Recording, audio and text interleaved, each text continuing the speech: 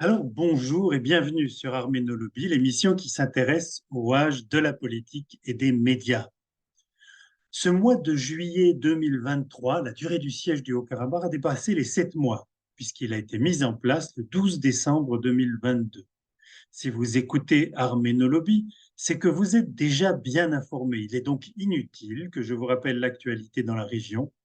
Les 4 soldats tués récemment dans une attaque de la part de l'Azerbaïdjan, les menaces constantes, à la fois sur les habitants du Haut-Karabakh et sur la frontière de l'Arménie, et surtout le resserrement du blocus, puisque même les camions de la Croix-Rouge sont désormais interdits de passage au moment où je vous parle.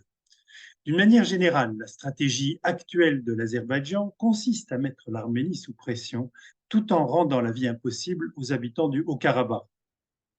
Le dictateur Aliyev entend ainsi obtenir des concessions supplémentaires de la part de l'Arménie et une reddition sans condition de la part des Arméniens du Haut-Karabakh, préalable au nettoyage ethnique.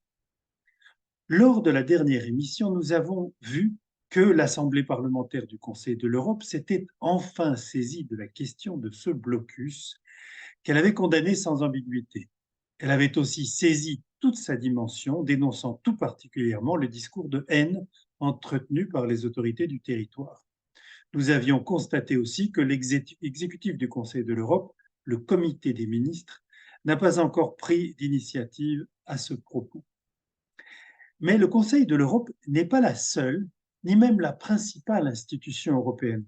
La plus connue et de loin la plus puissante, c'est l'Union européenne. Et c'est elle que je voudrais parler aujourd'hui.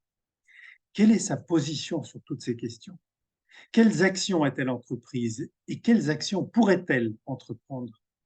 Et que pouvons-nous faire, nous citoyens européens, pour qu'elle contribue pleinement à résoudre le problème? C'est ce que nous allons voir. Avant de passer à l'interview, je voudrais avertir l'auditeur. L'experte que j'ai interrogée s'est exprimée en anglais et non pas en français. Je m'en excuse auprès des auditeurs qui ne sont pas familiers de cette langue. Une version sous-titrée de la vidéo, plutôt de l'émission, sera postée en vidéo sur le compte YouTube de Belgahai. Passons tout de suite à l'interview. Sossi Tatikyan, good morning. Hello. Good morning, Nicolas. So you are from Armenia, but we'll be conducting the interview in English. Thank you very much for this invitation. Thank you for joining us on Armenolobby and Belgahai. So for those who don't already know Sossi Tatikyan, she's a consultant on public affairs, on foreign and security policy, good governance, strategic planning, and leadership. Sossi, you have an MPA from Harvard, that's a Master in Public Administration, I believe. You also have an MBA from the ECSP Business School, you're a former diplomat. You have quite a long career behind you, about 20 years, former diplomat of the Republic of Armenia. You've worked for the United Nations, for the UNDP, the UN Development Program, for the OSCE. You've been a research fellow at the NATO Defense College in Rome. And of course, you have written many articles and policy documents, many of which are available online, and I had the pleasure to read. But we're talking today for two reasons. First of all, because you've just published an article in the European Policy Review, and the title of the article is The EU's Role in Preventing a New Conflict and Ensuring Sustainable Peace Between Armenia and Azerbaijan. The other reason why we're talking today is because there's just been a summit between Aliyev and Pashinyan, the president of Azerbaijan, and the prime minister of Armenia under the aegis of the EU, and of Charles Michel, the president of the European Council.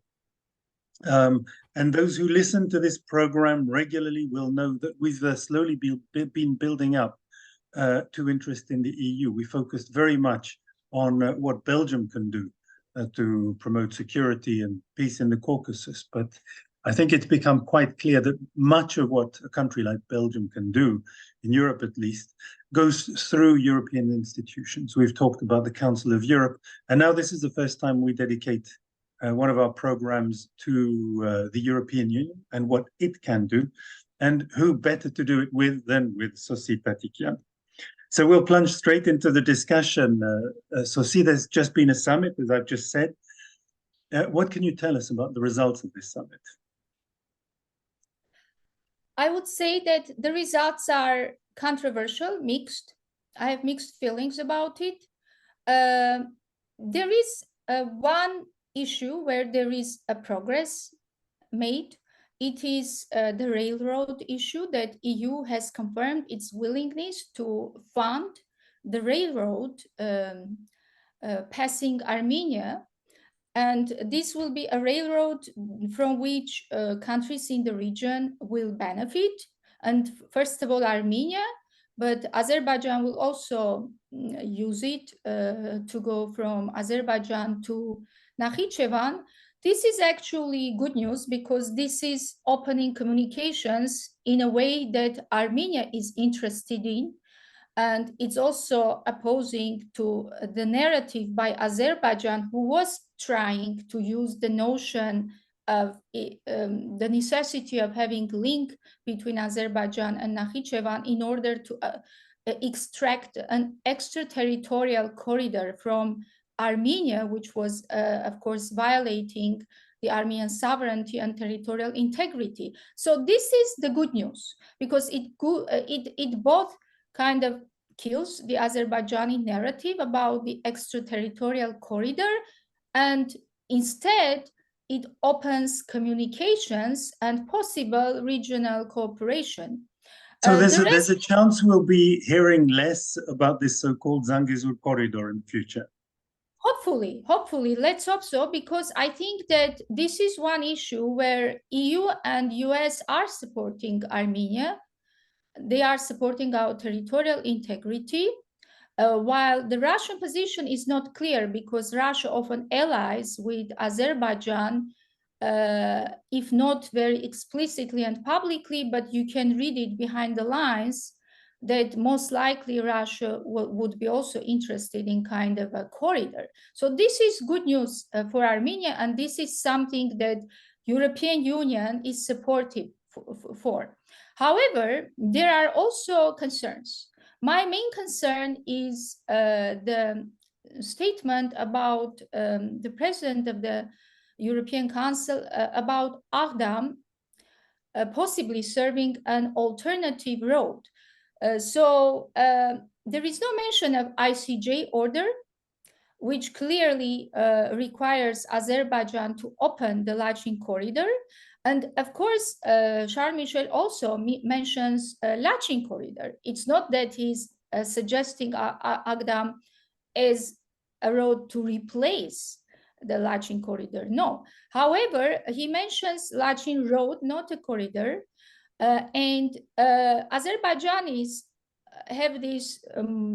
have practiced very masterfully this skill to focus on what is beneficial for them. So they are, of course, presenting it as a victory, as European Union's endorsement of Agdam Road as an alternative to Lachin.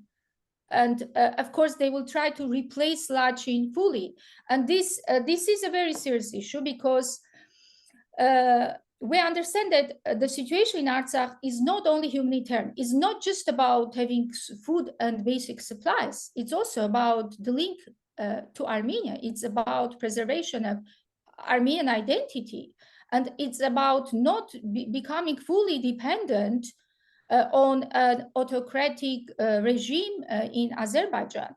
So if people in Nagorno-Karabakh become dependent on Azerbaijan for even food supplies, of course, Baku is going to exercise it as a tool to exert pressure, because its strategy has been coercion, whether it's military or by other means, to make Armenians in Nagorno-Karabakh to make concessions, and that those concessions are going to be political, their civil political liberties, and also at the expense of their Armenian identity. And this is a big concern, and I think that we should absolutely make a point that, okay, we don't exclude that Agdam Road can also be used for some purposes, but it should not replace, or it should not become the main road.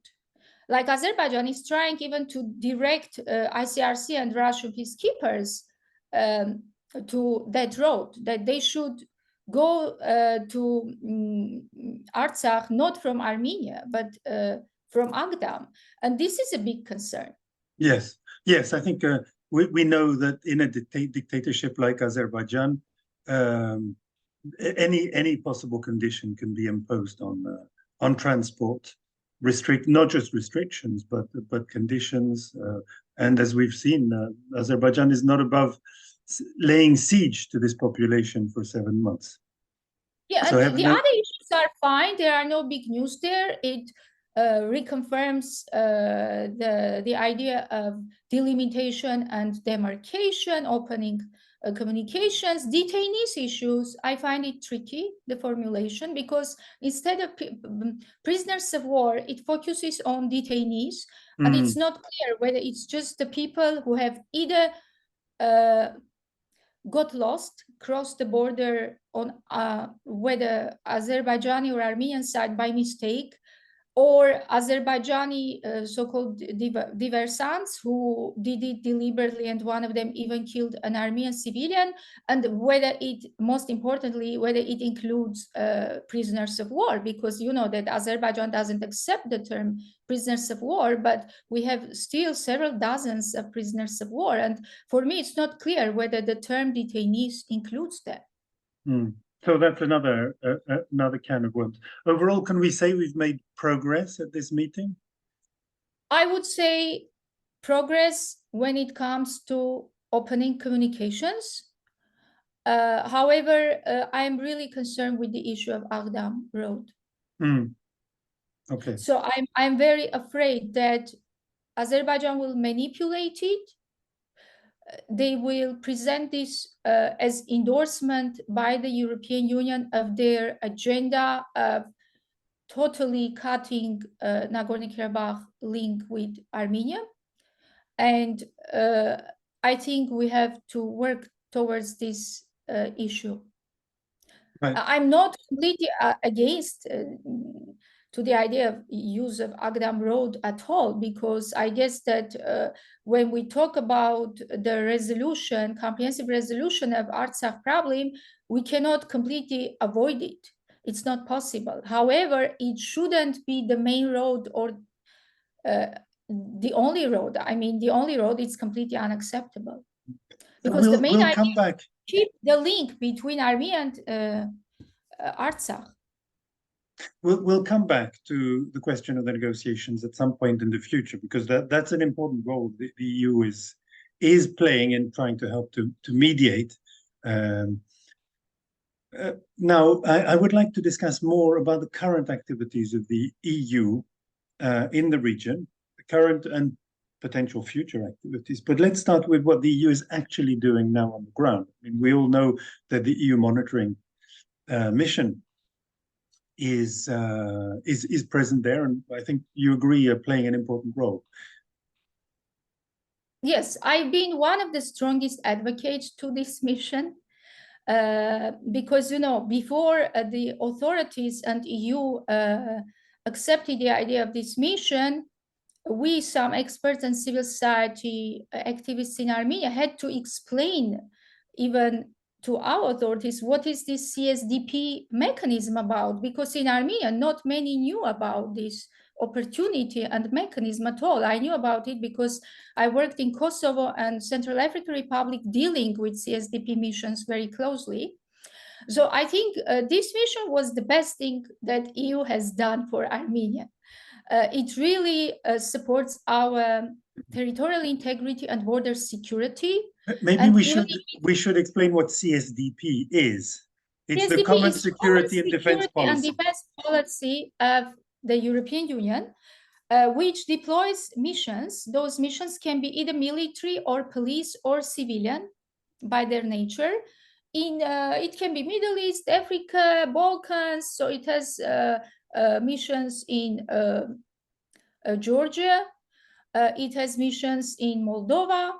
So this is a really good, in fact, this was even surprising that EU eventually voted and reached consensus amongst all member states to deploy this mission in Armenia, in spite of the strong opposition by Azerbaijan and also the resistance of Russia. And we know that it's deployed basically in an area where there are Russian border guards, and Russian military and Russian peacekeepers are not far away either. So for these reasons, this was actually an unprecedented decision and support for Armenia by the EU, which I think we should highly appreciate. And Right. one thing that I would like to warn is that some circles in Armenia, I mean, the feelings about this mission were very controversial, especially in the beginning and in March and April, where there were some escalations in border areas of Armenia, in particular in Tokh village, in spite of the region of the mission. I think we should avoid extremes in our expectations, because some circles in Armenia who are more like pro-Russian and not fond of our, not trustful of our cooperation with the West, would see this as contradicting Armenian national interest, as pursuing a different kind of agenda, which of course is not true, because EU is quite, I think, genuine in supporting our territorial integrity and border security. On the other side, we have a very kind of extreme pro-Western circles in Armenia who have unrealistic, exaggerated expectations from the EU in general and from this mission in particular, and they harm the EU's reputation in a similar manner as anti-Western groups, because they make announcements like those, now our borders are defended by EU, etc., etc., and now we can even become an EU member. And this is this needs to be managed, because if we have unrealistic, exaggerated expectations from the EU, it's gonna cause disappointment afterwards. This mission is civilian, it's unarmed, and it's small. And basically, it's a soft deterrent for our border security, which is very important. However, it's not like a military contingent or the army. It's not border guards. We So need to understand. you rightly underline the limitations of what the EU is doing. So can you tell us something about what the EU could do realistically? What more could the EU do? Because its contribution is appreciable, but there's more that it could do. Yes. So last month, Armenia requested the EU to provide military technical assistance to strengthen our defense sector from another instrument, which is called a peace facility. By the way, I haven't written about it in my article for a simple reason, because the article was submitted before this happened, and I kind of missed it from my radar at the time. So EU rushed to reject the request, which was a bit unexpected, because normally the EU Secretariat had to take it to member states to consult with them, but apparently this hasn't happened. However, I would say that EU's letter is nicely formulated. It underlines the ongoing efforts by the EU in the peace process between Armenia and Azerbaijan, as well as EU mission in Armenia's role as a soft deterrent. And I don't think it's a final refusal and rejection. I think we should continue to work towards this direction. And basically the justification by the EU is that they are already doing what they are doing. And maybe they are concerned that military kind of assistance will undermine the peace effort. In the reality, I don't think that this justification is, I mean, from the EU perspective, I understand their thinking. However, I don't agree with it.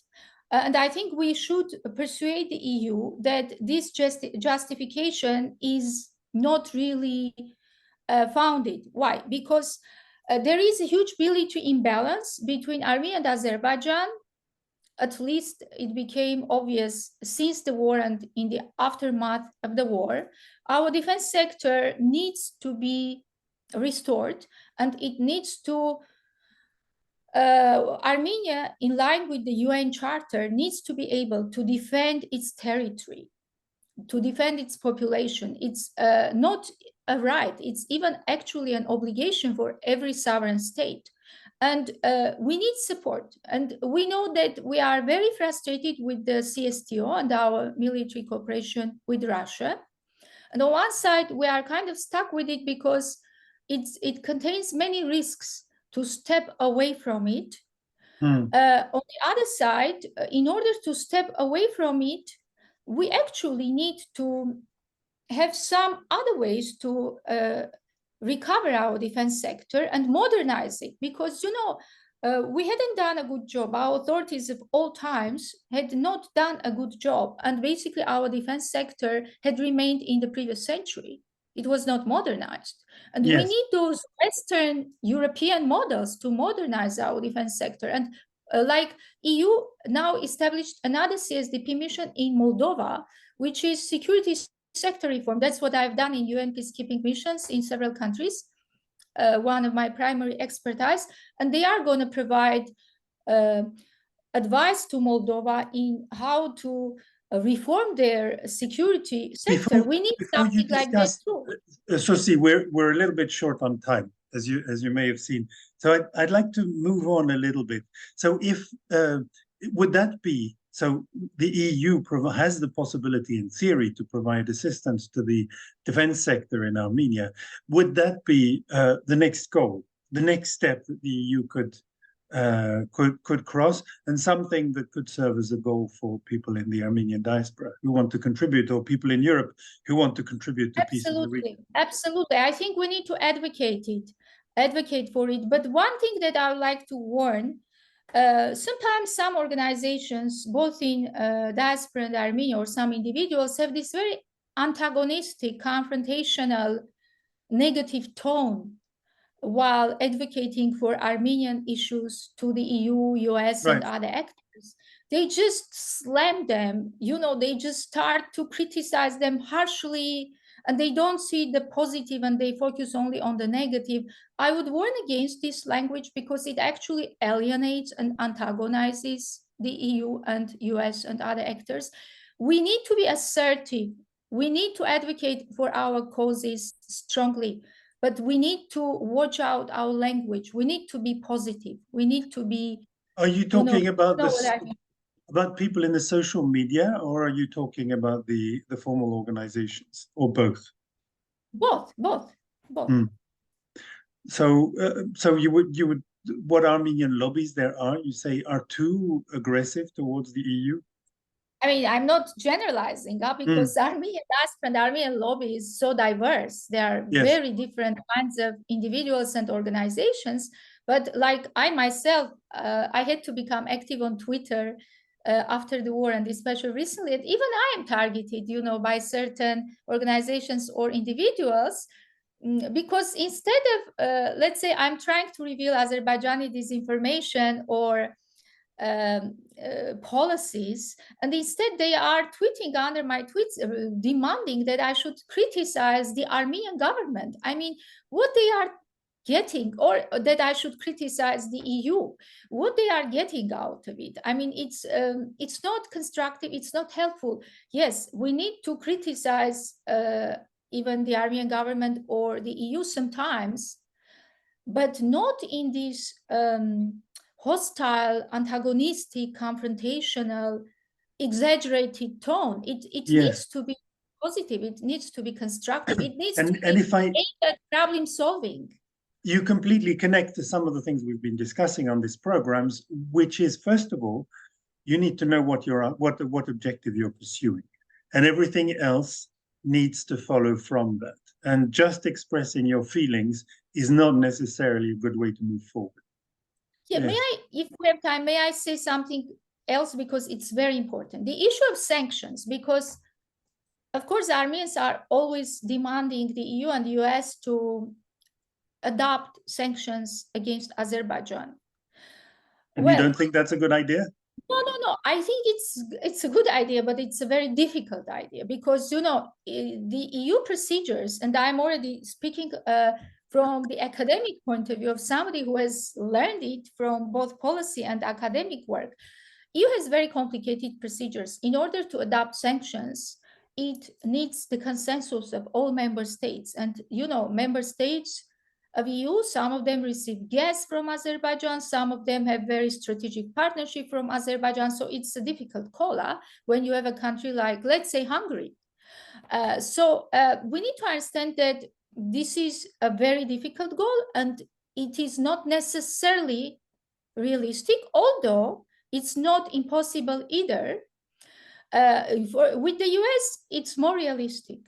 It's more realistic. I think US has more opportunity to impose sanctions to Azerbaijan than the EU as a unitary state. So basically, we need to understand EU's limitations and restrictions.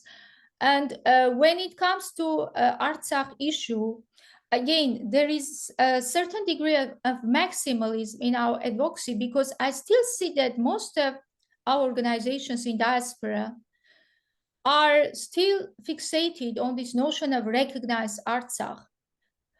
I am the first person who would dream about recognition of Artsakh, but I'm sorry, it's not going to happen now. It's unrealistic. We need to realize that if we only advocate and scream, recognize Artsakh, it's not going to bring anything to Artsakh because it's just not going to happen. We need to advocate for what is realistic, which is basically these human rights and security guarantees. But we should try to achieve not minimum guarantees and human rights, but as much as we can. To me, as an expert, it means preservation of self-governance institutions of Artsakh, security capacity of Artsakh. It means international presence. But that, I was going to ask you about this because we've covered a lot in this discussion, but not how the EU can contribute to the security or the self-governance of the people of Artsakh. So how can the EU help on that front? You know, the thing is that apart from EU, we have other mechanisms of mediation. We have the US, we have the quadrilateral format together with France, which is the one that Armenia favors a lot, but we know that Azerbaijan is doing everything to sabotage it, and it is launching anti-French propaganda in the strongest ways, especially now taking advantage of the riots in France.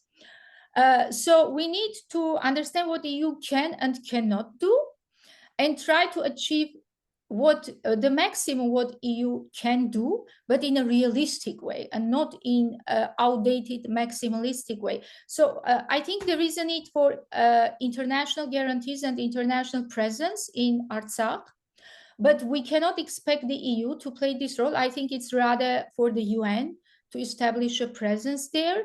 And what we need to expect from EU, not to undermine this issue of human rights and security guarantees. And we understand that EU has become a geopolitical actor, especially in light of the Ukraine war. However, it should also continue to be committed to human rights and good governance and democracy values. And remember that Artsakh has higher standards of democracy according to Freedom House and other organizations than Azerbaijan. And we really need to urge the EU to respect the notion of Artsakh to have self-governance institutions and civil and political liberties, because it's not just about receiving food. It's not just about having the right to speak Armenian language. It's about having self-governance institutions. Right. And the EU should express itself clearly about that without ambiguity. I think this is what we can expect from the EU. Right.